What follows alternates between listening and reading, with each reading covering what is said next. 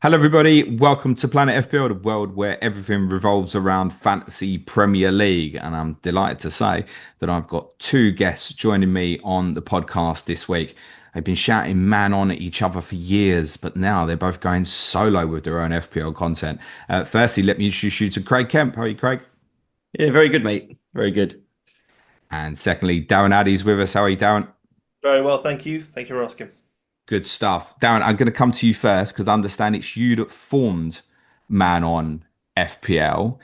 Can you give the guys a little bit of a background about what you and Craig and the team were doing previously?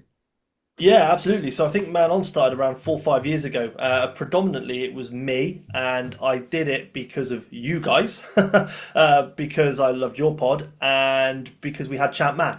And it was the Champ Man game that I thought nobody was covering. I kind of wanted to get into the creation world, and you guys inspired me. So I jumped in solo.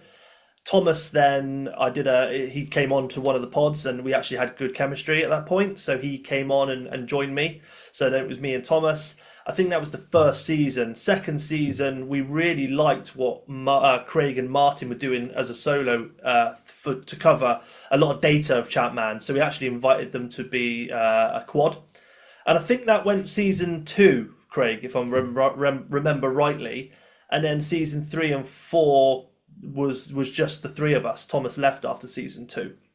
So then, yeah, we covered, and it increased. Obviously, Chatman was something that we all loved and played, but we all played FPL as well. So it just made sense to jump in and do that. And I really enjoyed it. Not gonna lie. And Craig, no more. Who's thrown the towel in? Uh, Martin, he's the one who's not here. We'll I play. spoke to Martin last Yeah, week. Yeah. that's a safe answer. He didn't throw a towel in. He didn't want to do. He didn't have the spark for content and creation as much as you kind of need to do to grow a channel. Like there's no, we've not fallen out. You know, me and Craig are here today, smiling. Um, he didn't have the spark to do the content and the creation. Is very time consuming. Martin's a very busy man. He travels a hell of a lot, to be fair.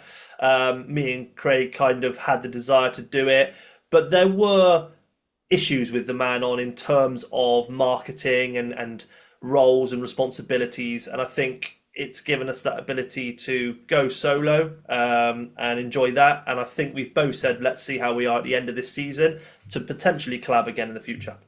Okay, cool. I mean, I'd like to get to know you guys in terms of what you're doing a little bit more, and obviously yourselves. So, I mean, Craig, for those who don't know you, I guess kind of like backward step. Who are you, and what are you doing now in terms of content? Who am I? So, going back a long time, I'm a sports journalist by trade. That's what I did for quite a few years. I don't do that anymore, but that was my sort of job for about 10 years. I was massively into football and other sports back then. As Darren said, the Champman game launched, and I felt like I had something, a void in my life a little bit. I wanted to make some content. Did it around that game, small audience. Wasn't a lot to be critical about there, so it was quite an easy way to start making content for a little audience for like 100 people or something. And I got a bit of a bug for it, I think, from doing that. Quite enjoyed using my time in that way. Um, Always watch football, I would say, a little bit differently to other people for a different lens. I wasn't really even as a Villa fan. I always watched it through more of a tactical view rather than just a supporter's view. And at the time, it didn't feel like there was much content in FPL, at least focused on those sorts of things around eye test. It was all around data and who'd done well and fixtures and things like that. So then, obviously, I went on to Man On and I tried to incorporate bits of that thought process into what Man On was. And we always had, I think, the understanding between the three of us that were doing it and four of us back then that there was the chance, but we was all under one umbrella. We didn't have to always pod together. We could do solos, we could do duets and things like that and see what happened. And just as the game went on, I think that this has become more of a thing that the algorithms are quite powerful now. There's FPL review and all these sorts of things. And I thought we need something to sort of take these on with. I don't really like the way the game's going in that sense. So I felt like there was a gap in the market, as saturated as FPL content is. I thought there was a gap in the market for something more eye test focused rather than purely about data. I thought I could had a mindset and an attitude that would fit that gap. And I could have done it under Man On and done solo things, but I think people had an expectation from Man On. People knew what it was, the camaraderie we had, and what the expectation was around the type of content that was going to produce. And I didn't know if I could maximize myself in that way, I guess. So going solo gives me a fresh chance to see what the opportunities are in this eye test world. So that's what my channel is going to be around. It's called FPL Vincenzo. That's a story for another day why I've come up with that name. But Oh, no, it's not, mate. you want to know now? Of course. So my favorite TV show is Only Fools and Horses. And one of the episodes in there, the main character goes to Miami. You may have seen the episode, and there's a mafia don in Miami, who's basically a doppelganger of Dell, and his first name's actually Vincenzo. Yeah. So a doppelganger for what Man On Craig used to be is FPL Vincenzo. So obviously the same person. So I thought it brought the two worlds together a little bit in that way. I absolutely assumed this was going to be an homage to some Italian 1990s I'm not a big player. Montella fan. I did like Roma back in the day, but I'm not a big Montella fan. So yeah, just a little bit of a personal touch, I guess, to an FPL name rather than other things. So yeah, that's what I'm going to try and do in the channel. Try and approach content a bit differently. I think a lot of content is a bit similar. Not that there's anything bad about that, but there's a chance here to talk about things a bit differently, and some of the observations I make week to week and things and share those, and more so to get people thinking. One of the things I liked about Man On is we didn't really tell people what to do. We shared data, we shared thought, and then the listener was then able to take away what they wanted to from that, ignore it, act on it, whatever. That's what I want to carry on my channel. It's just another trainer thought. We already have like 10 or 15 different things we're considering when we're making a choice each week, but I'm just going to add to that for people now and add 2 or 3 more things. So we'll see how it goes, but that's the reason behind it. Good stuff. I mean, you had already started doing some tactical bits anyway, hadn't you, last season? Yeah, when the opportunity came up and I had a bit more free time, yeah, odd little solos that was quite well received. Big matchups where there was a big game each weekend, how I thought it would go and things like that tactically. I think I predicted at the start of last year Gabriel might not play, for example, and obviously didn't. Was it last year or the year before when he missed game week 1? But on the deadline, wasn't it? Yeah. You predicted it, right? Oh yeah, everyone moved to Saliba like 2 minutes before deadline, didn't they? That's right. So there's a couple of things like that, and there'll be things we may talk about it today. We'll talk about it on other channels around things I'm expecting for this year that might be different that we can act upon. So yeah, that's the sort of content you'll see on my channel. All right, cool. And yourself, Darren? Same or different? No, I will be very different to Craig. He does do the deep dive analysis stuff, and he does it really well. And I think I'd be a fool really to try and copy Craig, because I think he does it really well. The thing about the Man On is we had a really good demographic of skills, and Craig brought that in the content creation and the analytic approach. I bring humour mainly, and that's kind of the thing that the community needs a little bit. I think it can get a bit serious here and there. So I like to bring a little bit of a comedic element to things. If I'm not doing too great, I can laugh about it. I don't take it too seriously. But I'm at that mindset now where, while I'm on my own, I think that gives me a big ability and a need to really concentrate on FPL and fantasy itself. So for me, I want to bring that comedic element to things, but at the same time, I do watch a lot of football. A weekend doesn't pass where I've not watched a good number of games. So I want to prove. When we were Man On, I always had the feeling that Martin and Craig were the guys that everybody really listened to, and I wasn't potentially taken that seriously. And I understand that mantra, because I don't perceive myself as very serious. But a lot of what I've said usually is quite accurate, and I kind of tried to prove that with the Club World Cup stuff I've just done. I was putting differentials out who I had seen, who I knew played, and they were doing really well. And I'm like, have you taken note of my differentials? Because I do know what I'm talking about, and I kind of want that to come across. Whereas I'm still going to be bit comedic, a bit funny. This is a short podcast, and this is my team, and how this is the players. I want it to come across fun and exciting, but I also want people to go, actually, Darren actually had 2 transfers and he's nailed them. Like, he knows what he's talking about, because I kind of feel I have that stigma around me, and I kind of want to shift that. All right. Well, don't get any answers wrong on this podcast, will you? No, I know. That's you'll be covering multiple formats. Am I right to say that? Yeah, so FPL, Dream Team, and Gaffer, the Championship, and Super League if they bring it back, but that's up in the air at the moment. But I did very well in that last year actually, so I'd be keen to bring it back because I do watch a multiple array of leagues, so that would be good. And that's top four finishers from each of the big five leagues, is it? Correct, correct, So you can pick players from those teams, and obviously absolutely. they play against the teams within Yeah. their own league. Okay, good stuff. I wish you both the very best of luck with your journeys. We'll have links to the two guys' channels within the bio as well. Obviously, I'm going to be away for a while, so please give the boys a bit of time and check them out. We're going to do a Q&A on this podcast because our friends at FPL Towers have decided to do absolutely nothing yet. It does seem that the tip-offs I had that the week beginning August the 21st would be really bad. July the 21st are probably correct at this stage. To timestamp this, it is Wednesday morning. We don't even have any prices yet. So I've opened it up for a Q&A and you guys have actually delivered on Twitter. Well done.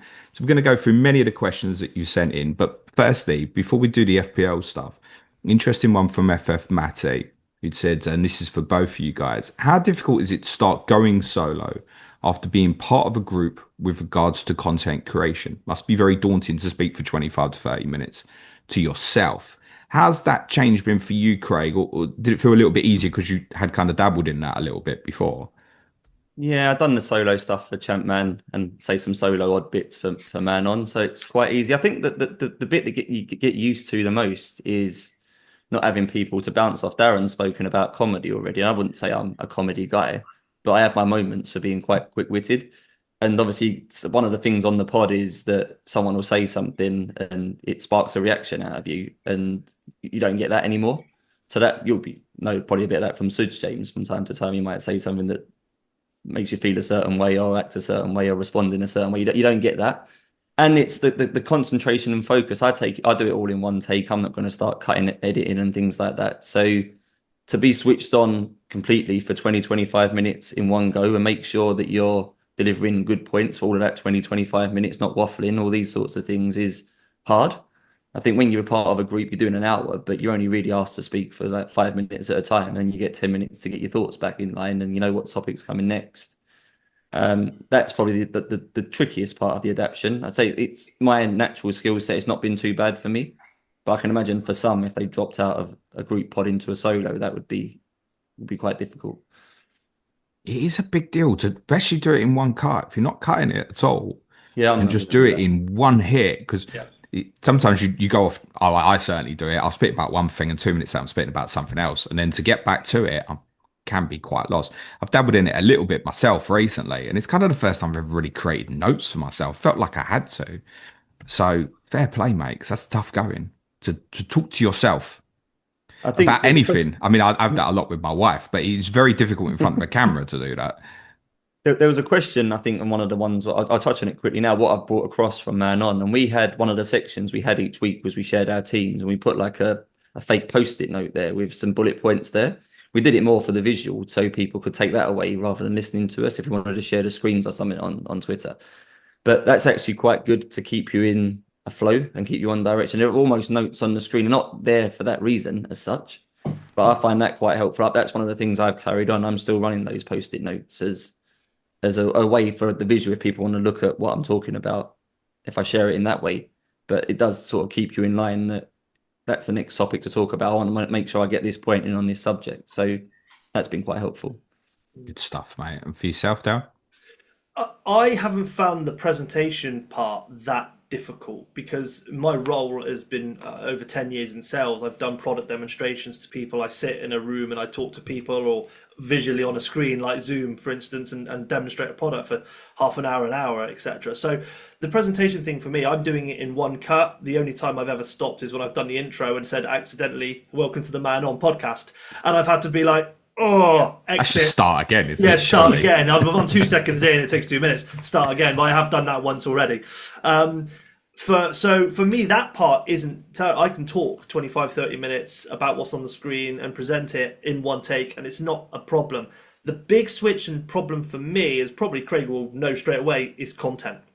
I never made that much content when it came to the Man On guys. That was Craig and Martin. For me, I was doing the setup of the audio, the visual, all the slides and things in terms of the presentation of the actual pod.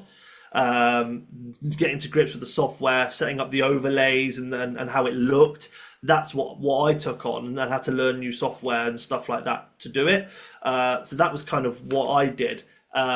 So actually making the content and taking time out of my day to come up, like everything you've seen on my podcast so far is all created by me. My intro movie was all me. The only thing that's not me is the music, and that was done by the band who did the same Man On theme. But everything else is me on my own, and if I have to take an hour or two in the evening to do it or during the day, it's that's been my biggest problem. Does it look good? That's the thing. Did we say what the name of your channel is now? I don't think we Yes, did. FPL Onside. And is that a play from Man On? No, not at all. It didn't inspire it in any way. Nothing at all. No. I was just looking around at different names, and there was an FPL Offside, and I was like, well, do you know what? Actually, I like the fact of it was FPL Onside, and like the tag name is no flags, just points, because you're onside, and I just went with that, and it was that simple in reality. All right. Cool. We'll close with a bit more in terms of your content at the end. Let's move on to FPL Sphere. I did a podcast with David Hunter yesterday, our transfer window show. And of course, we did cover the continued rumour or kind of undertone of could Alexander Isak go to Liverpool? And then in the afternoon, it was like, right, Liverpool are moving. I want to start with this one. I'll come to you first, Craig, from Oni Dozier. It says, if, and a big if, Newcastle sell Isak, do you think what the price should be, what they should do with a price deal? Sorry. If it helps if I read my words properly. This is what happens when you read off a script. You know how difficult it is to read solo. What price do you think Liverpool could get him for, essentially? And how does it leave Newcastle going forward? I think it will cost upwards of 100 million if they want him. I think 150 is probably pushing it. And I think it's not that dissimilar to how he was with Jack Grealish, that you maybe only get one chance to sell at this price point. And when the opportunity's there, as much as he's the most important player in your team, sometimes money talks, right? And I think you do have to accept sometimes that he's a player who is arguably one of the, in the league at least, one of the best, but he is quite injury prone. Can he play enough games in a week? If they sell him and let's say, as an example, bought Ekatike as a replacement for like 2/3 of the price or something, and then invested the rest on a new centre back so they could play in a higher line more often, and maybe bought a number 10 so they got more a different opportunity to play a plan B or something. Obviously, the transfer dealings have got to be good, but I think they'd be stupid not to sell him personally if they got like 120 or something like that. I think as important as he is, and they've clearly got goals around finishing in the top 4, top 5 again, having a good European run, same as what Villa had last year. The money that comes with reaching a quarter-final or something isn't to be sniffed at. But I just look at so many players on the world stage now and think you might only get one window to sell this player for the maximum. And if a team willing to pay that price, I think you probably have to take it as a team at the level that Villa and Newcastle are.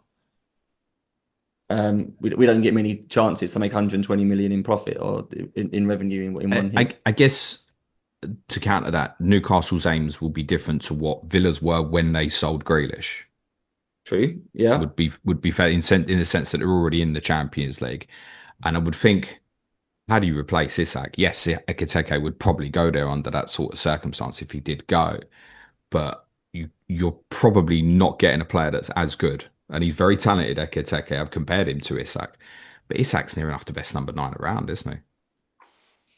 Yeah, but we're developing clubs, right? We're lagging behind the other clubs commercially. Tottenham in this boat as well. So how do we grow and get to those levels? You need better players. To get better players, you need money in. It's not going to be enough from commercials. It involves selling players. Fair enough, they've got other players they can sell maybe for 50, 60 million that aren't as damaging to lose. But I think 120 is just... I'm trying to think of a Tottenham example for you, James. You would consider your version of him. If you have we haven't got one. I suppose it would have been like Kane a few years ago, I suppose. Yeah. And we'd be the same now with Morgan Rogers. If Villa got offered 120 million for Morgan Rogers now, He's maybe going. even 80 million for Morgan Rogers, I think we'd have to take it if someone offered that sort of money. And it's just part of the development phase of the club, isn't it? That you have good players, they may be the best players, but everyone's got a price, as the $1 million man used to say in wrestling, Darren. I know we've got that common ground. So yeah, I think they'd have to let him go, I think. Can you see it happening, Darren? Yeah, I can. I think 120 gets it done. And the reason I say that is kind of multi-threaded for Newcastle. They need defend. I think they need a new defender. Like genuinely, I think if you look at Newcastle, really solid midfield, and that brings me on to my next point in a second. But I think they need to look at that defence. One or two are aging. I think they invest there. So 120, you pay Ekiteke for 80. You've got more money there to spend in the defence, which I think they need. The one thing they could do now, what they discussed previously before Liverpool, is buying Ekiteke and playing him alongside Isak. But then you've got players who are going to have to miss out, and I was like, well, who misses out? Because you don't really want to take away either of your wide players because you need them. So Gordon and Murphy, for instance, are okay. So you'd have to drop one of those midfield three, and unfortunately for me, Newcastle's success, those middle three, Tonali, Joelinton, and Bruno, pivotal to Newcastle's success last season. You can't break that trio up. They were absolutely amazing. So you're asking one of them to then sit out for two up top.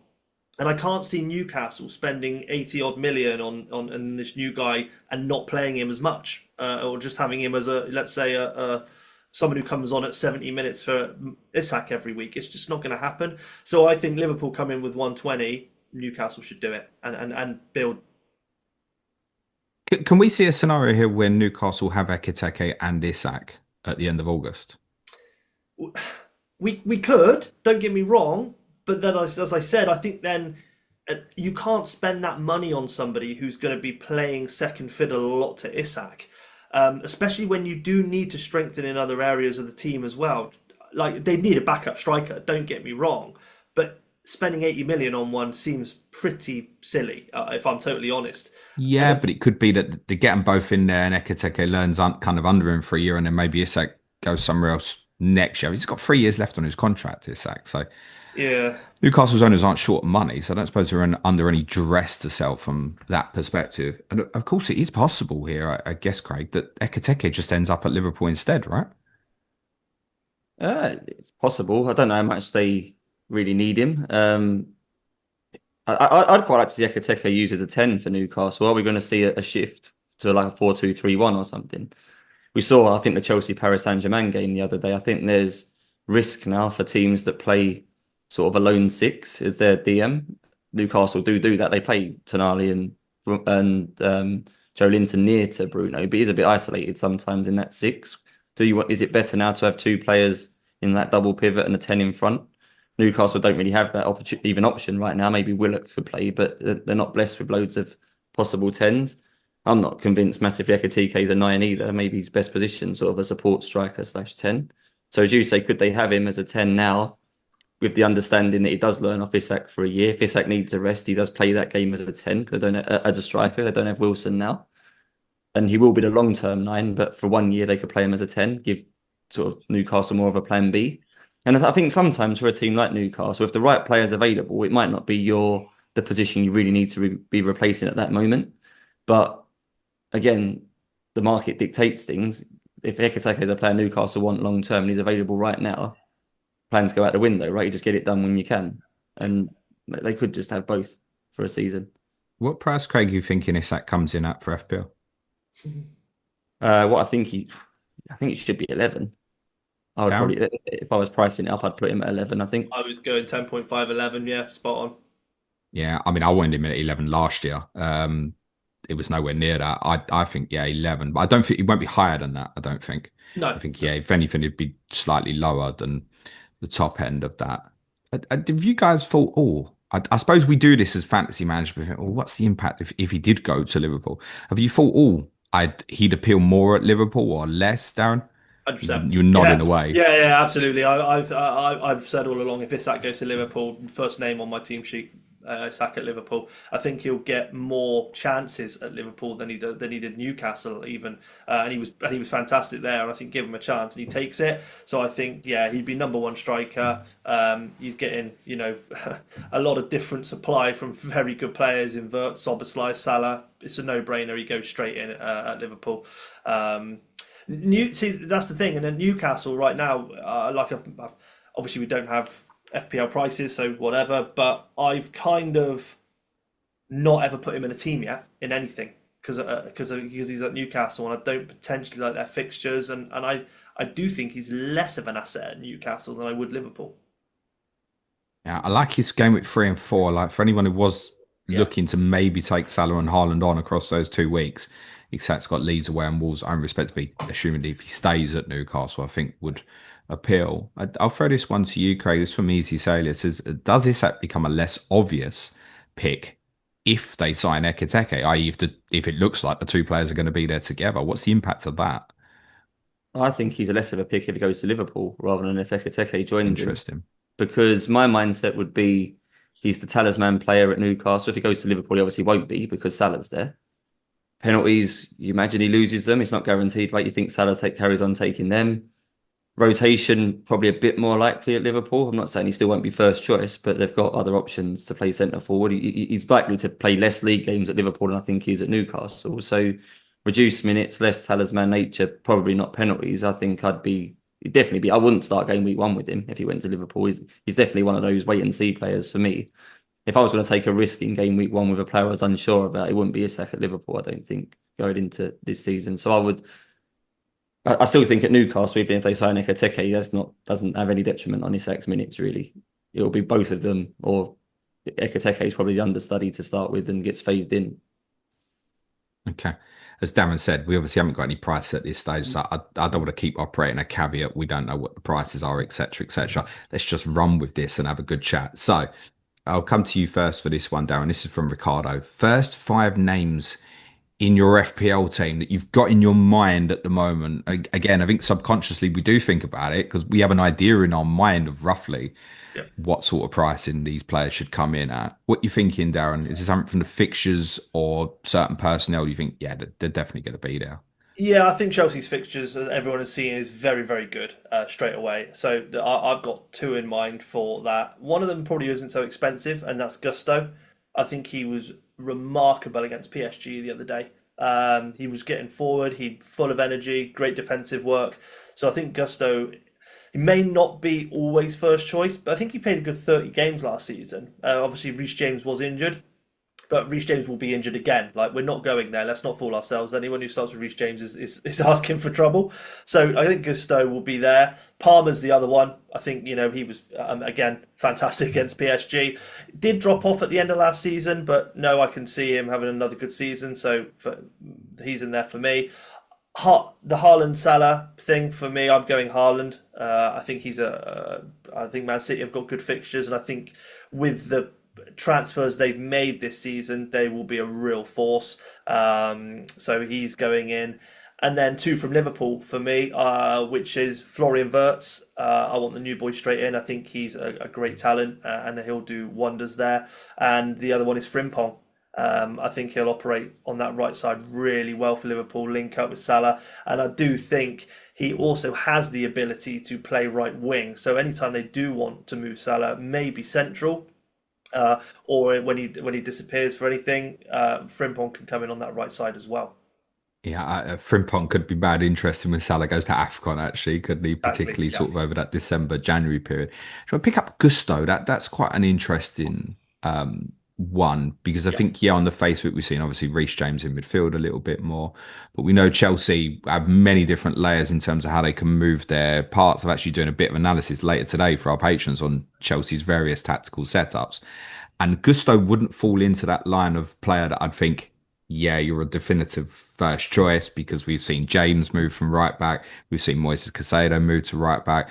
We've also seen them use sit-ups with, say, Chalobah, Adarabioyo and Colwell, and then Cucurella goes flying on from the left-hand side. I'd be a bit nervous about that one. And I'd also think with Gusto, he'll nearly always get on as a point. Like if he'll get the 10, I see what you're 15 saying. minutes at the end if he Right, doesn't yeah. start, I think. I'd be a bit nervous about that one. Your confidence in Frimpong's interesting. Yeah, Because I obviously you've think. got Connor Bradley there as well. Yeah, I do feel sorry for kind of people like Harvey Elliott, Connor Bradley, because they have kind of bought players to, in a way, replace them positions. They're not ready yet. Now I think Connor Bradley's a good talent. He's played a lot of games for Liverpool, but you're not spending that money on Frimpong. You're not bringing him in to kind of rotate him every other game with Connor Bradley. It's just not going to happen. And as I said, Frimpong has that ability to even move into kind of the midfield central. He's done it before. He can cut in and move into that centre part as well. So he's quite a versatile player along that right flank. So I think he will always have a spot. He'll play a good 30 plus games easy, I think, for them next season. So I think his price point will be the deciding factor. Do you think he should come in right at the top? Because obviously, I mean, the output at Leverkusen's mad.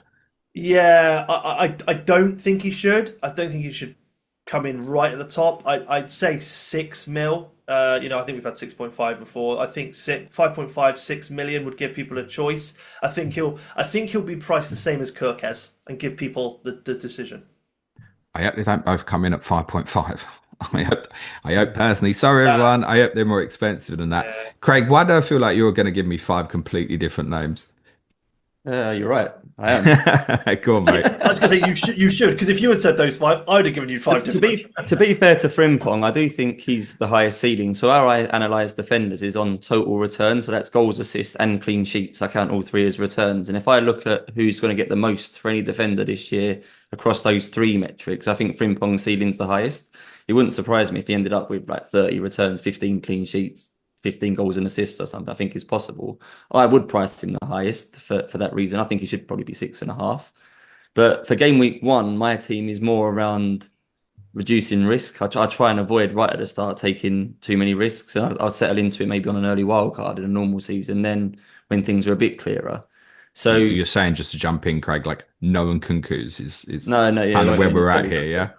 But I'm probably more of the mindset to start Cucurella. They don't have any other left backs. Chelsea, he gets forward a bit. The fixtures are fine. But game week 4, I think Chelsea's fixtures aren't amazing from there. It's fine. You could keep Cucurella through that period. But Liverpool's fixtures get better. They have Burnley in that week. I'm more inclined to book a transfer in and start with Cucurella with the idea of moving to one of the Liverpool defenders in game week 4 once we've got a bit more clarity on who the best one is or who's going to play more. Yep. So just avoid that risk. And window will be shut. Yeah. In a hypothetical, if Chelsea had another left back, for example, probably more than a Liverpool addition. So a lot of defenders at the start, I'm a bit like that. I'm a bit reluctant with the Man City guys. I think Aït-Nouri will be first choice. I think he'll have a good year for them. But again, do we really know will Gvardiol play or Lacay get a game at left back or something? I just don't see the point in paying whatever you're going to end up paying for that defender and then being frustrated when they play 2 of the first 4 games and then maybe there's a price drop coming on all this sort of thing because people are fed up. So at the start, my 5, I'd start with Cucurella. I'd probably start with an Arsenal defender because I think they're the safest of all of the big teams. Probably Gabriel will probably be in my game week 1 team. I think Jared Bowen's quite an easy pick at the start with Sunderland in game week 1. Again, you've got security there now with him. I think Evan Nilsson is quite likely to be in my game week 1 team. I think he'll be among the best of the cheap strikers. We know from last year, right? Fulham, right at the start, had quite a bad game week 1 away to Man United, but then it was quite good. So they were easy to bench in game week 1 and then play them. If you looked at a fixture ticker from game week 2 onwards, Bournemouth shoot right near the top, but because Liverpool way opening day, it's like, so I think I'd be happy to have Evan Nilsson on the bench game week 1. Exactly. I mean, they could lose 3-4-1 at Liverpool and he might score, right? So you're not going to be able to afford 3 expensive strikers, particularly if there is a case we want Haaland, Salah, Palmer or something like that, which isn't impossible right now. So I think Evan Nilsson's very likely at the moment. 5th one's a bit of an awkward one, but I think overall this year, I think Ismaila Sarr might be one of the players who's most underpriced. I can see him being 6 mil, maybe 6.5 again. In the Palace system, he's got quite an advanced role. We saw elements of it last year. Maybe the output didn't match up with the underlying data. So I think he's one of those ones that could have a season bigger than what his price will be. He probably should. I think I wouldn't be disappointed if he was 7.5. I think he's still ownable at those sort of price points, but I don't think he'll be that expensive. So he's one that I would consider as generally just a hold in the same way we had like Semenyo and Rodgers last year. he might be a slightly more expensive version of that, but I think he'll just be someone that ticks over and is generally a route to points in a lot of games. So good chance he'll be in and around my squad in game week 1. Nice. Very good, mate. I'm not going to give you 5 names. You've probably mentioned them across your 10, I think, lads. I'll come to you first for this next one, Craig. This is from Mark Dorney. It says, who's going to be the surprise package in each position for the first 10 weeks of the season? Are you going to lean back into Ismail Assar here? I'll throw I'll throw Daniel Marlon out there as a surprise package. Villa's fixtures are quite good. Interesting. Villa's fixtures are quite good. I know I've seen a few draft teams where people have got 2 Villa attackers, mainly Rodgers and Watkins, I think, for security. But we don't have a definite starter down the right-hand side right now. Bailey's, I think, is likely to leave. And at the moment, we don't have another number 10. Rodgers obviously played on the right a bit last year, but at the moment, you imagine he's going back into the 10 role, so the right's open. Marlon impressed a little bit last year when he got minutes on the right. It's very punty, and he's not someone I would pick myself because it's too risky, his minutes. But we need more runners in behind. A lot of our players don't run in behind. There's a lot of pressure on Watkins to do that for us. Having a second player that can do that, a bit like what Moussa Diaby did for us for a while, I think is quite good. And he's settled in now. He had 3-4 months. We came in January, didn't he? So I wouldn't be surprised if he gets more minutes. He's the sort of one you could imagine, let's say, gets a role in the team regularly on the right, does really well in pre-season, then there's a bit of surge towards it. He's one I wouldn't be able to not look at and think, I know Villa might buy a right winger like towards the end of the deadline. And it's a bit like what Brennan Johnson was last year, I think. I owned Brennan Johnson for chunks of last season, and there's probably similarities in how they'll be used. Probably not many touches of the ball, not generally involved in the play that much, but they're for end product. It could be a bit like that. See, I wasn't thinking that, Craig. I was going to say, what odds on Daniel Marlon scoring the winner in Europa League final next year? We won't get there. Well, Crystal Palace are not in it anymore, so that gives us a bit of a chance of winning it. Craig, we got there. There's every chance you could. And yeah, Palace are out at the moment, so that's probably good news for you. Go on, give us a surprise keeper. Oh, Jesus Christ. Who's going to... I haven't thought that far ahead yet. Maybe right. Petrovic, if he's at Bournemouth, we'll go for him. Yeah, could be. Defender. Yeah. Is it boring to stick with Villa? I'll put Maatsen out there as one from Villa. Do you think he'll be first choice? Because I've said that a few times. I think he'll play more minutes than Digne over the season. Just will he start the season? They may settle for what they know already and start with Digne, but I think gradually as the season goes on, that switch will happen more and more. I think Maatsen will probably start at least half the first 10. That's not going to be music to people's ears, though, is it? Will he start? Is he nailed? If you pick, it depends how you set your team up, right? If he's, I don't know what his price is going to be. Let's say 5 million is probably realistic for Maatsen. I think it's every chance to be 4.5, mate, and it will appeal. Yeah, if it's that, and you're having him as your fourth defender that can rotate with someone else who's around that price, maybe De Kuyper at Brighton will come in at that price. Maybe Truffer at Bournemouth will come in at that price. You could either.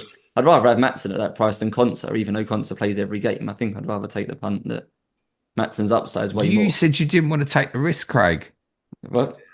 I won't take the risk. I'm telling other people to do what I want. That's good content creation, isn't it? Not do as I say, not as I do. Yeah, absolutely, mate. And a forward, are you going to maybe say Evan Nilsson then?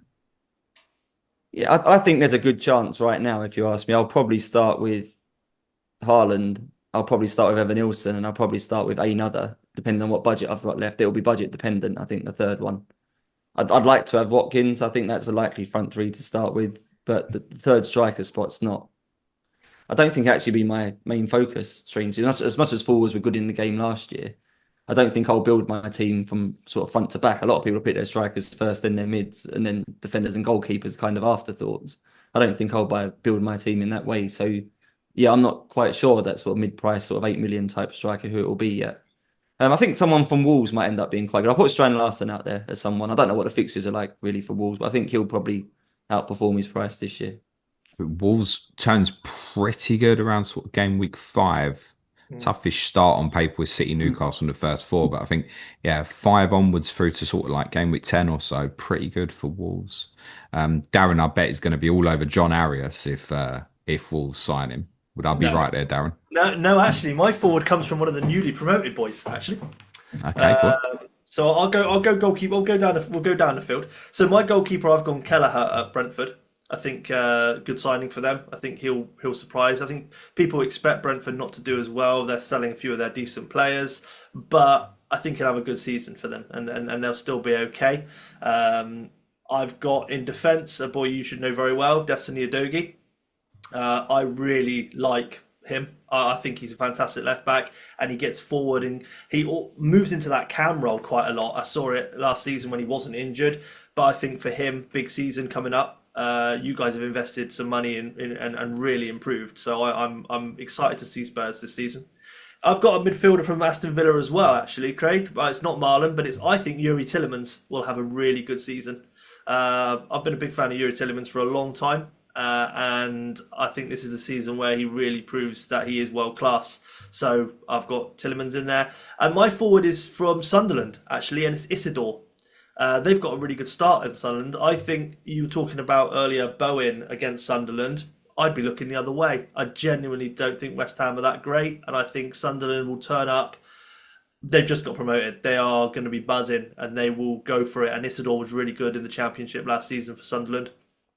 So he'll be coming in as a cheap forward as well, or one of the cheaper ones because of he's newly promoted. So I actually think he will, although I don't think Sunderland will do great, don't get me wrong, I think if they score a goal here or there, it's going to be Isidore. So I don't think he'll be doing too badly. So that's why You'd prefer him over, say, Mienda? Yeah, either or. Actually, to be fair, they can both score. Sunderland had Mundle as well, didn't they? Who did very well last season, so he could be a shout there. But Bought cut wide players, haven't they? yeah, Adingra exactly. and the other lad's name escapes me that they signed. No, I can't remember either, to be fair.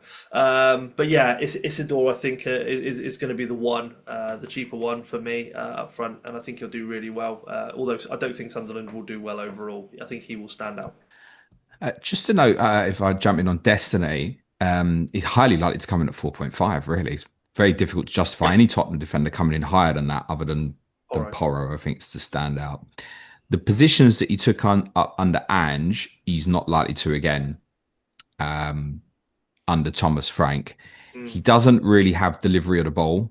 Regular listeners might know I say that if he's in a wide area, you never see him sling a cross in. I've seen him sling one cross in 2 years.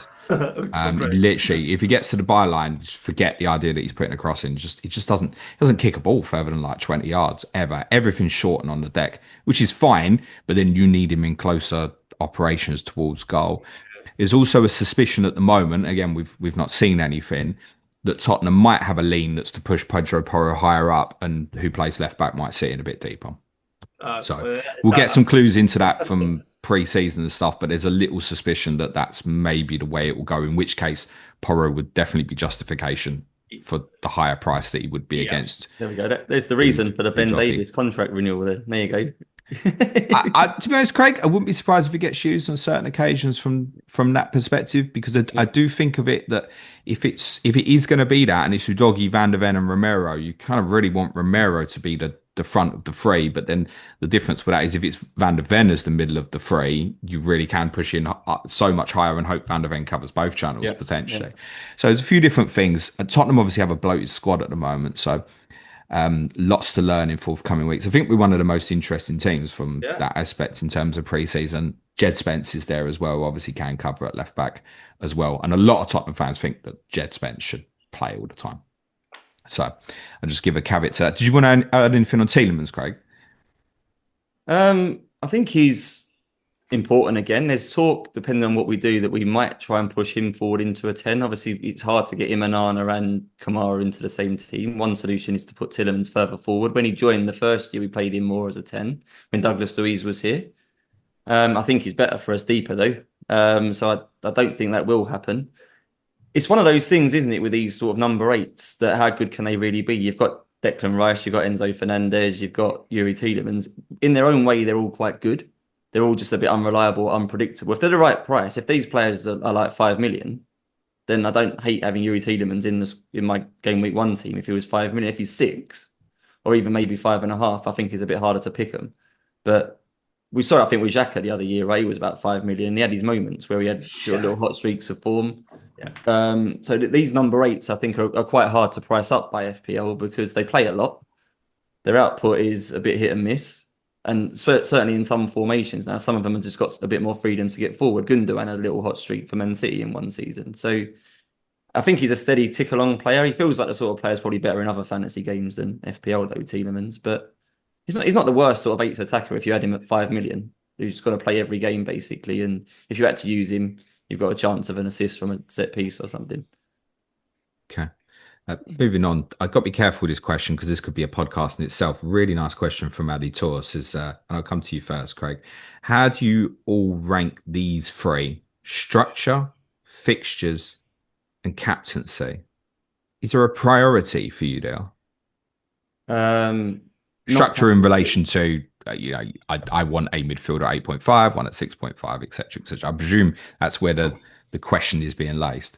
In game week 1, I would probably rank it in the order of the question. I'd probably go structure first. I like to have more price points covered because a lot of transfer activity, obviously in the early couple of game weeks, and the more price points you have, the more chance you've got of a sideways move. Nothing more infuriating, I think, than not having a 7.5 mid and suddenly there's 3 of them that you want all of them and can't. So I tend to try and cover price points early on. Fixtures are obviously important. You might not want to make too many transfers. So if you've got decent fixture coverage, maybe I tend to look about 6 weeks for the fixtures to make sure I've got coverage for that. Hence why Bournemouth players might be good.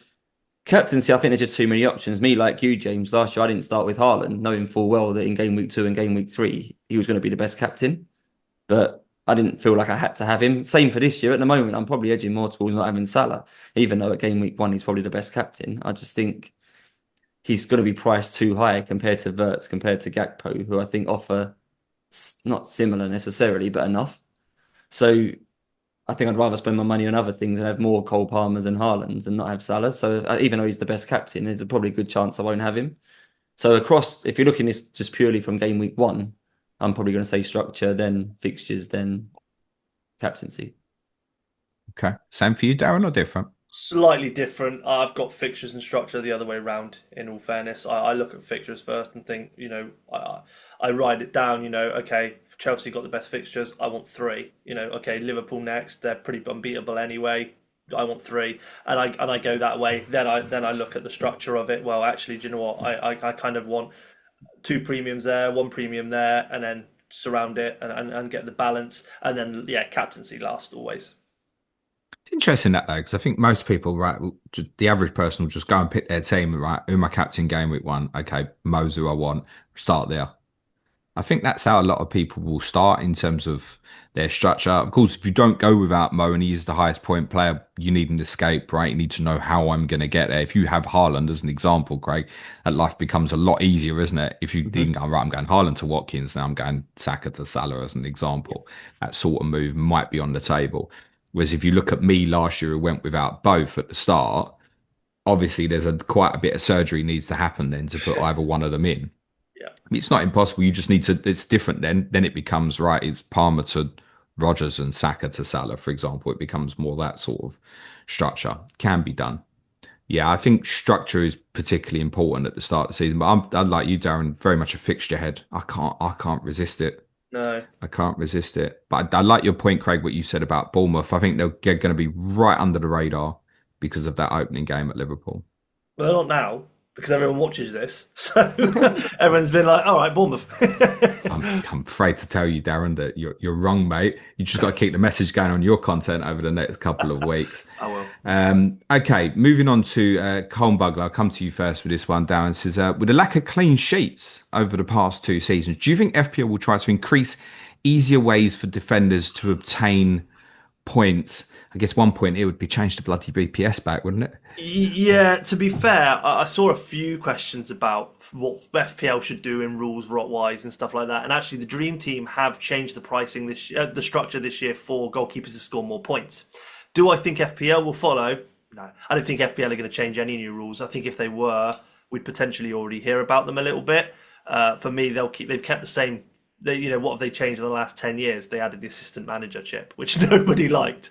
I genuinely don't think they're going to be looking to change the rules or anything like that. So I think, unfortunately, it'll be another case of goalkeepers not scoring much. They might surprise us, but yeah, not for me. I don't think they'll change much at all, sadly. Okay. How about this one then, Craig, from FPL Odyssey?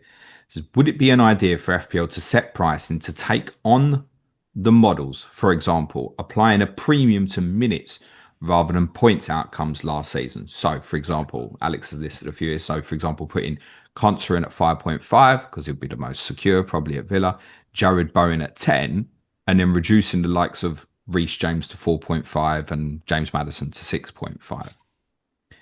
Is I there any like it. case for that sort of thing? I like it in principle. It's basically what they did with Nkunku last year, right? You had a minutes risk player. Everyone got excited that he was going to play a lot of minutes, and he didn't, and people got stung by it. But more of those players, I think, is good for the game because if you look at it now, you get. Let's use Foden as an example. Let's say he's 8 million, 9 million, whatever he's going to be.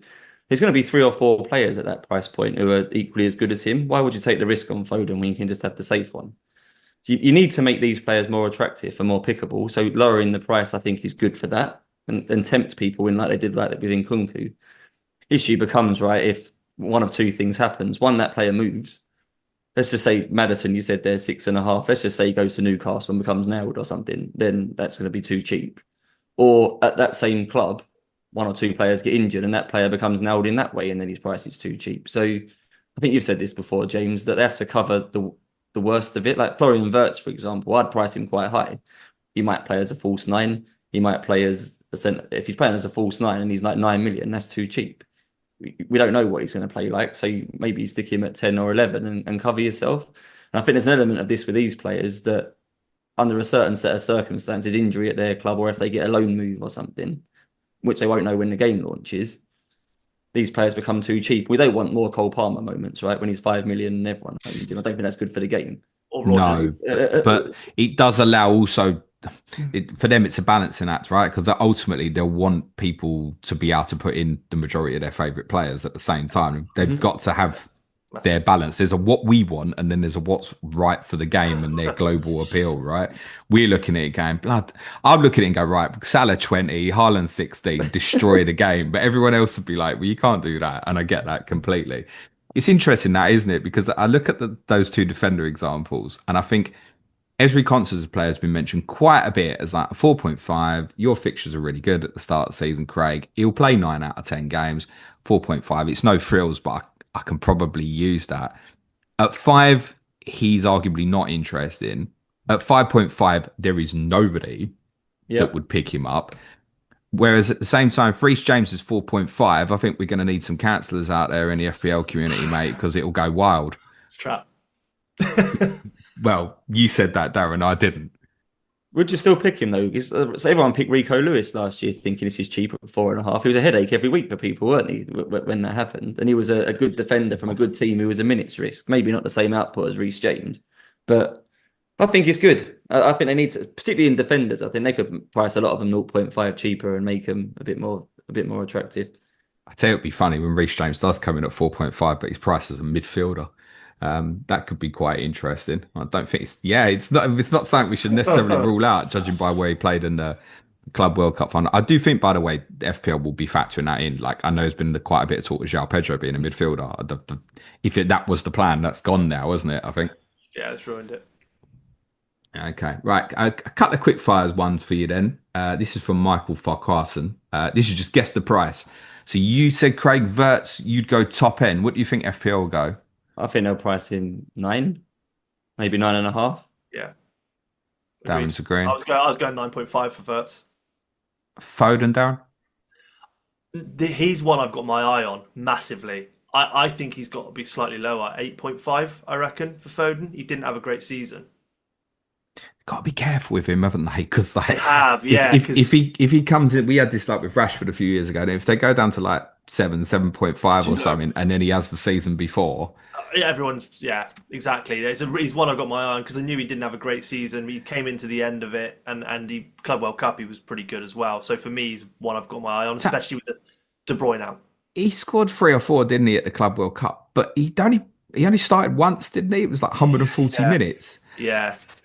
Tough. What was Mahrez when he priced that? Was Mahrez 7.5 or a bit more when he was at City? 7.5, I think he was. He could be the same price as that, right? We didn't all have Mahrez when he was at City, and the minutes are probably similar. Yeah, you've got to be careful with City, I think, because they've got too many midfielders. I think even Doku is kind of an interesting one. I think with players from a club like that, City, like you'd mentioned Craig earlier about like Gundogan, and that was a real kind of anomaly that people couldn't have foreseen, say in August. But if you do get a Foden or a Marmoush like performs really well and they're in that bracket, there's only one thing going to happen. And I'd be quite conscious of that. So I think with Foden, you could look on last season and go, he should drop right down. I don't necessarily think he should, actually. I think they've got to be careful with him, Marmoush, Ryan Cherky as well. Yep. I think they've got to be careful with them. With someone like Doku, would be more, right, if Doku now becomes like a consistent asset, it's like, okay, well, there was growth and we'd not imagined that was going to happen from a fantasy perspective, maybe. Difficult. One more for you, Craig. Declan Rice. What I think he should be priced is probably 5.5. I think he'll probably be realistically 6 or 6.5. But I think you want to tempt people into picking him, Enzo Fernandez, Yuri Tillemans. Because I think they shouldn't just be avoided by the game. There's too many players in a game, they're basically dead. And a lot of these players are a bit like that. Yeah, I want to be forced into picking someone like that. Yeah, I've been calling for CDM like points and stuff like that for a long time. Dream Team do it quite well. In all fairness, they've got points for lots of different things that they would usually get. So yeah, you know, the Sky used to do it really well as well. They had a great point system that CDMs became available for you to pick. It was a much bigger pool. Oh yeah, like you couldn't go without Rodri for a long time in that. Rice and Rodri were like pinnacle. So I want that choice from FPL again, but I don't see it happening. Well, wasn't Enzo like 5 million last year? He had quite a nice balance between ownership and not ownership. Some people had him right at 5 million, thinking he ticked along a bit. Yeah, one of those. It's interesting. I mean, last year we had from what the kind of the 5 bracket: Enzo Fernandez, Morgan Rogers, was Semenyo 5? A bit more, I think. Might have been 5.5. Yeah. Cliver. It's difficult to foresee that there's anything in at that price that we're going to love at this moment. That's the point. We didn't think Enzo was going to go on the streak he did. You know, he was a defensive Chelsea asset, and that was it, really. And then all of a sudden, he's scoring goals for fun, and you're like, okay. Where would you price him, Darren, just out of interest? Enzo Fernandez? 6. I think with what he did last season and Club World Cup, he's playing a little bit higher. I think they've got to look at it and go 5.56. It has to be. Craig, on Enzo Fernandez? I think they'll probably price him 6. He's played a bit further forward than some of the other names we've mentioned. All this group, I would price it. Ideally, I'd like to see them all priced at 5. Alexis McAllister, throw him in there as well. I'd put them all at 5 million. But I think 5.5. Craig, like, they're just number 8s, aren't they? They're a bit of everything. I think the problem with that is if you had like Alexis McAllister's and Enzo Fernandez in at 5, I think we're all starting with Haaland and Salah. I think that it goes that is the other problem, too far the other way. I think Enzo Fernandez got to be 6. Worth acknowledging he may well have picked up a hamstring problem in the Club World Cup final. I'm going to bring this one to you, Darren, because you obviously watch a lot of Championship, I presume anyway. The expected 11 says, is there any assets from the promoted sides you are looking at, backed up by data, like so Jaden Bogle and Joe Perreault at Leeds? You'd mentioned a couple of the Sunderland lads. Yeah. Is there anything you're expecting from the promoted 3 particularly? I don't think there's going to be anything big in terms of how the teams perform. I think Leeds have got the best chance of all 3 of staying up. They've got some very good players. Nonto's a good shout.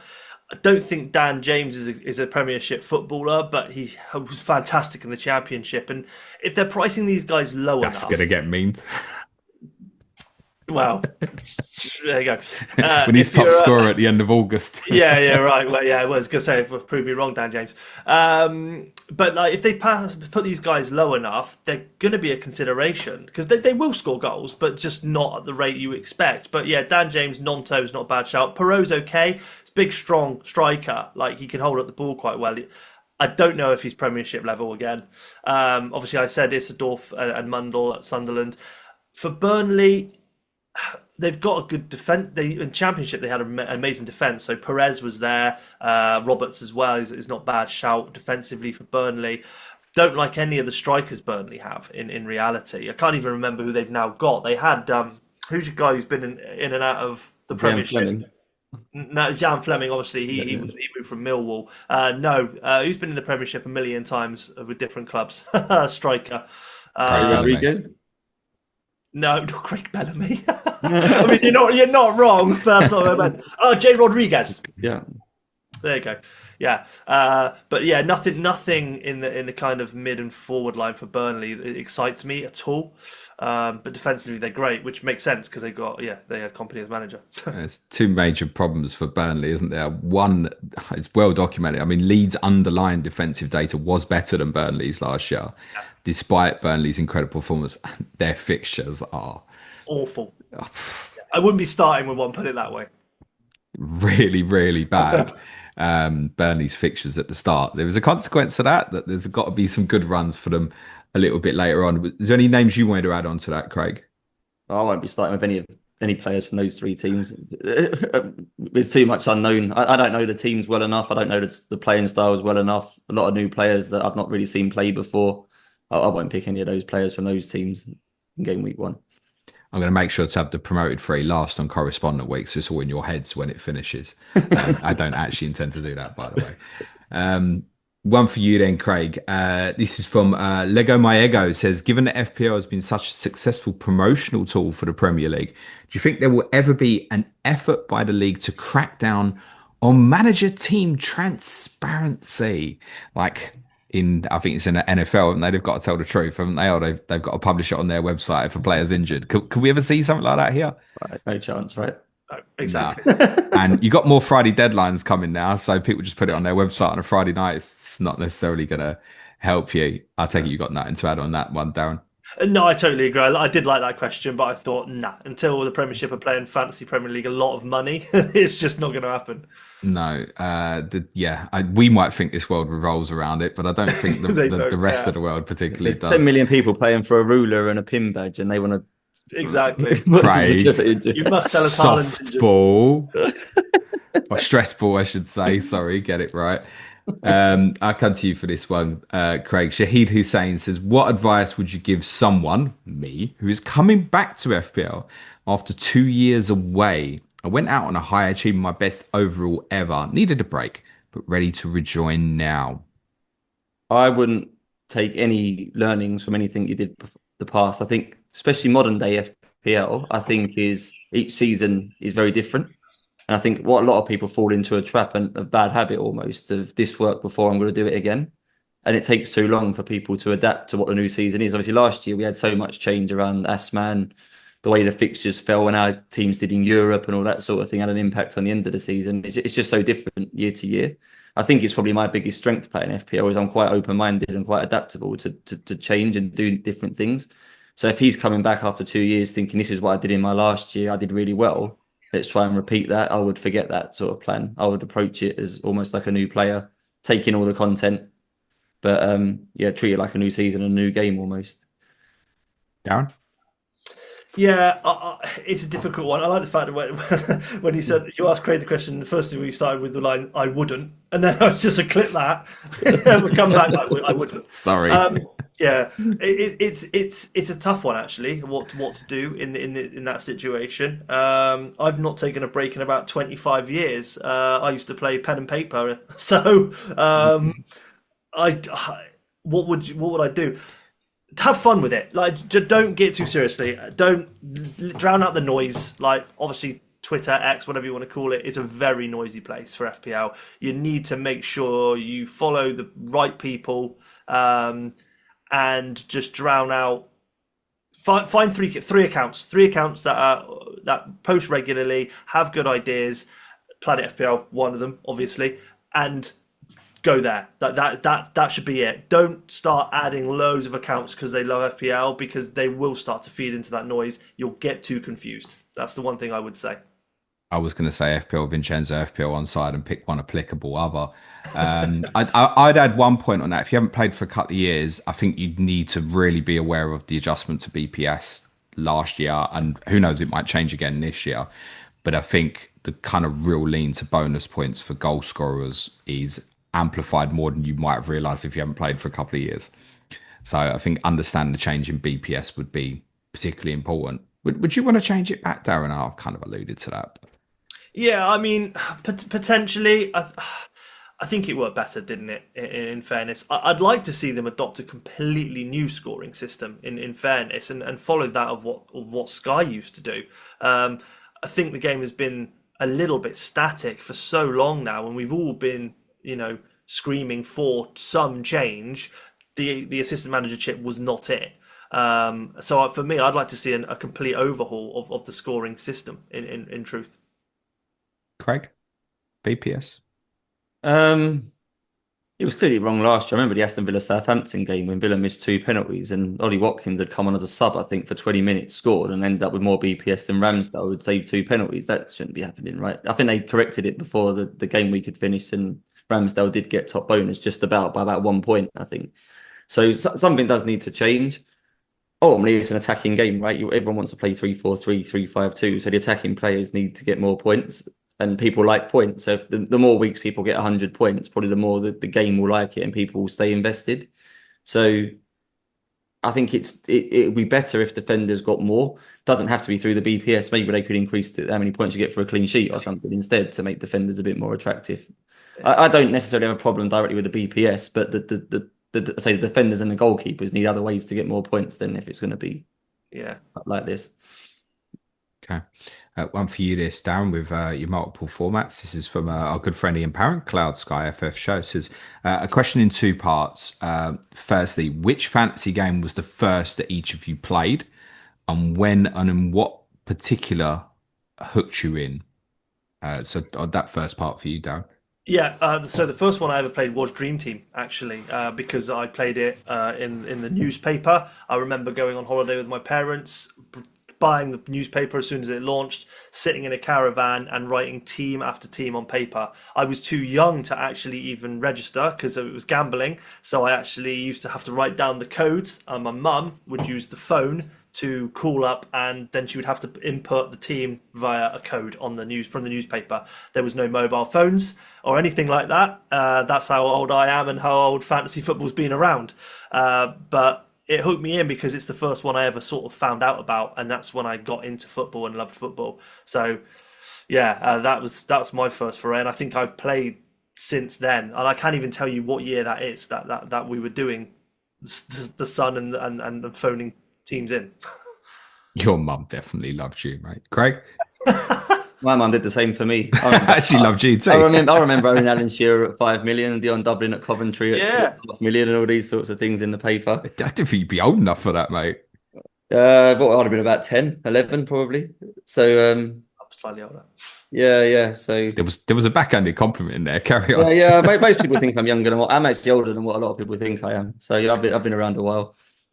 But I play Sky now. It's a shame it ended. I played Ian Parent's version of Cloudy Sky last year. Won his second half league. So I'll be playing that a bit more seriously again this year. I like that more. It's just different, isn't it? I don't try and view him as one or the other. It's two games I view it as. But I like the more planning that's needed. Yeah. The different routes to points I think is quite interesting. More players are pickable.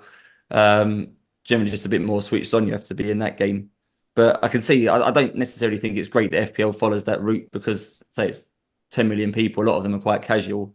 I don't think it's right that they have a game that's not necessarily complicated, but you just need to be much more focused to get the best out of it. I think FPL as it is fine. I wouldn't necessarily try and change a lot, but if that's not what you enjoy from fantasy games, find another game to play alongside it that you'll enjoy differently. And there's lots of games out there that you can play. Darren, I say plays a few of them. Get your fixes that way and play a different game as well. Well, I was going to say the second part of Ian's question is, do you play any other formats? I feel like I should come to you first, Craig, because Darren's just bowed his head. And by the time we get to you, you'd be like, yeah, a few of Darren's. So have you got any other formats you play other than FPL? Just Sky. I haven't got enough time to play more than two. I play two versions of FPL, actually. Someone else sets up a league where you have to keep 30 million in the bank at all times. So that's quite a good game to get excited about. It's actually quite good for the main FPL game because you're more aware of the cheap players and obviously they're necessary for the main game. It's easy to gloss over those, isn't it? And playing the main game, you don't really pay much attention to what if Dango Atara has played 3 games in a row or something. But it's handy for the cheap game. So I play that. I know you do various things, James, on Planet FPL about differentials and less than 10% and things. So I play them two and Sky if it was on, but none of the other stuff.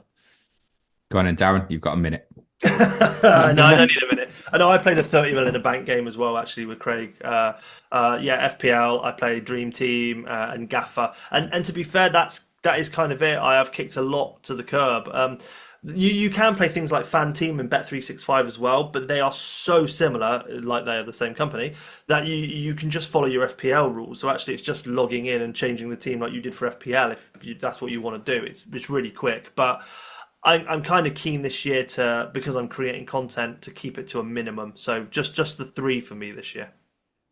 Yeah, I like a lot of the other formats. I'll play obviously Ian's game again. I played Telegraph last year loosely. I did quite well in that in the Euros, but I think that's because all I was that. It was just to focus on Euros easier. Play Gaffer in terms of the championship game particularly. But I get so frustrated with that because it's like Tuesday and I'll forget there's a deadline and stuff Yeah, like it's that. hard. And Yeah, you got to be on it. I don't have the motivation for it in like quite the same way. I like the game. I like a lot of the things Ian's also asked, like, are there things that you like from other games? Yeah. Like some of the chips in Gaffer, it's bonkers, some of the chips you can have there. What the FPL community would make of Jeepers Keepers, I have absolutely no There idea. was a question about this. We had a question about this. What would you about FPL chips and what would you do different? And I think look at Gaffer. Like genuinely, I'd love some chips per position. Jeepers Keepers, Part the Bus, Midfield Dynamos, Goal Fest. Like introduce them. Points would be off the chart in some areas. It would be really good fun. They need to look at it.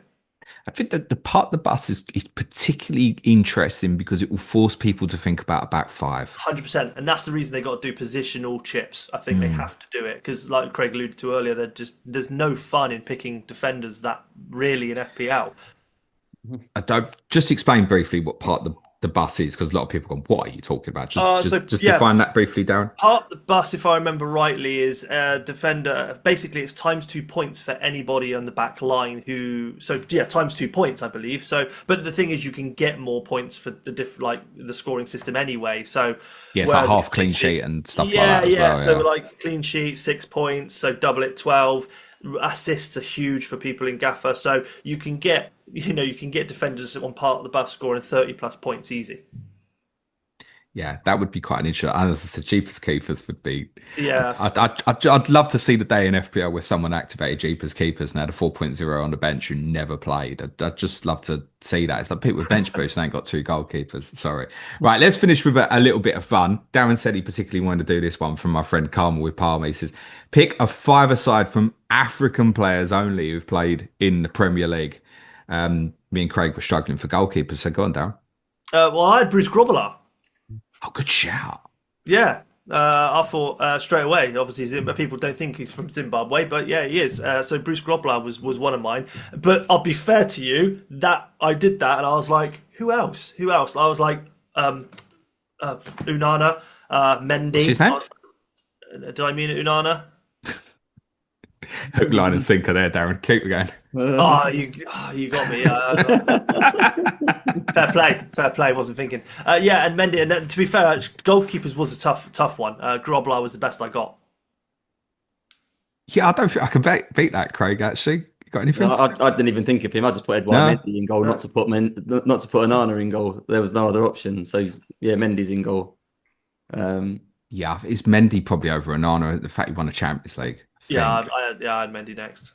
Probably. That's Shaka Hislop. Oh, he's Trinidadian, wasn't he? Do you know that what? doesn't Shaka work. came up, I couldn't even think where he was from. I can't think of it. How many have we had in North African goalkeepers from like Morocco, Tunisia, Egypt? I think we have we? Was it Rami Shaban? Was he an Egyptian goalkeeper? Oh, well, we scraped the barrel here. Right, let's go with Bruce. Go on in, Craig. Let's put some attacking players in this team. Mahrez was the first person that comes to my head. I think he looks like a five-a-side player to me. Probably means picking no Salah though, because I know you don't really have positions in five-a-side, but they're kind of similar, aren't they? So you've got to have Mo in you. I was going to say, I'm It's an not going FPL Mo. podcast. I don't need to be taking the hits here. I'm not going Mo. I'll go for Drogba as the target, the main striker. I'll go Mahrez, Mane for the pace, and Yaya Toure. I'll put those. But you're playing Yaya Toure sweeper.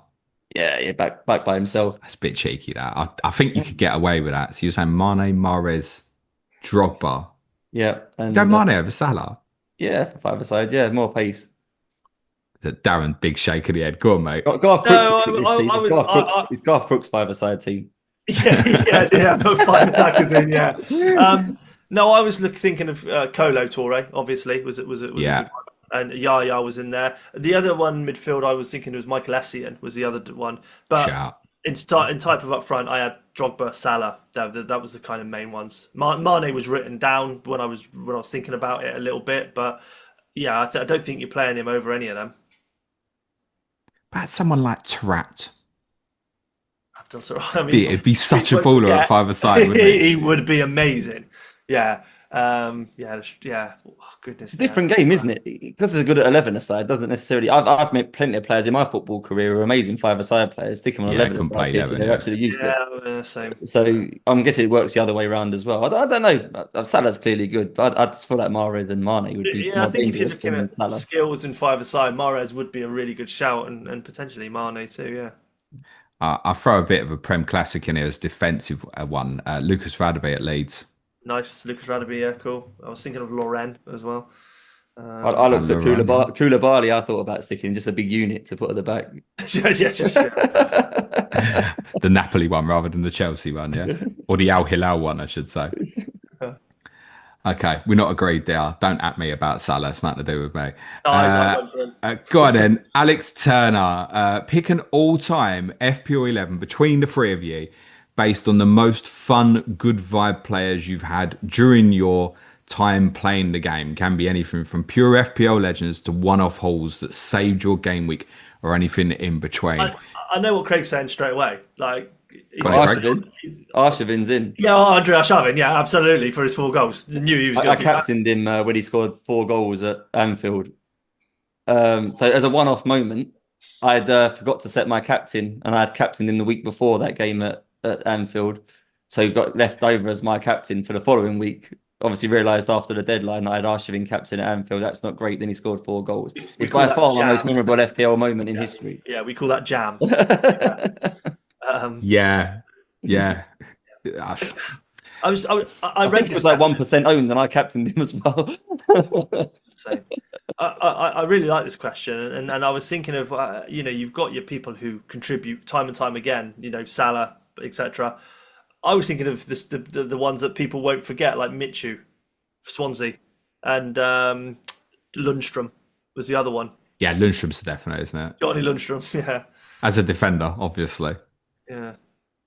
Yeah, I was thinking because I was thinking kind of the opposite ends of the spectrum. And actually, yeah, Lundstrom was like the glorified enabler, but then something like Leighton Baines, for those who played going back into the early 2000s, yeah. what a consistent asset, for example. You genuinely you could get him on a set piece and actually get excited about him as well. So Leighton Baines, I like as a shout. Really good shout. Go on, Craig. Pick another defender for us. We'll go Baines, Lundstrom. All I've got in my head at the minute is Chris Brunt for some reason. Chris Brunt. Did he get awarded a goal? It was him or Johnny Evans. Didn't they both go up for a header once at West Ham or something? And there was some controversy about who scored the goal. I feel like Mark McGettigan, FPL General, still got it as like his header for like his patron. I'm sure he has. I've just got West Brom in my head. There was one season where I had like both their goalkeepers, and what they both did really well. You're never quite sure which one was going to play. I think they kept a clean sheet at Old Trafford, sort of accidentally and stuff, and I got loads of points. So I'm suddenly keep thinking of West Brom defenders all the time right now, and Chris Brunt was a defender, I think, in 1 year, 4.5 or something. He did quite well. Not the most exciting defenders. There's not that many memorable ones, is there? Looking back, nothing's really springing to mind. I suppose Trent. Think of the Hall at Leicester. Trent's Boxing Day, and there's obviously been others. Aaron Wan-Bissaka, another good 4.01 when he was at Palace, maybe. Yeah, I was thinking just the consistency on defenders, like Ashley Cole, it was always consistent, always turned up with points. I think really old ones as well. Maybe Jolien Lescott might have been one. Big back when he was at Everton as well. I'm going to give you a goalkeeper shout. I'm going to say I get a Tottenham player in here. I'm going to say Aurelio Gomez. like to pen save. Yeah, that's fair. Yeah, I'm not going to argue that. Goalkeepers is a big struggle. I just went consistency. I was thinking like De Gea was consistent for a long time for United.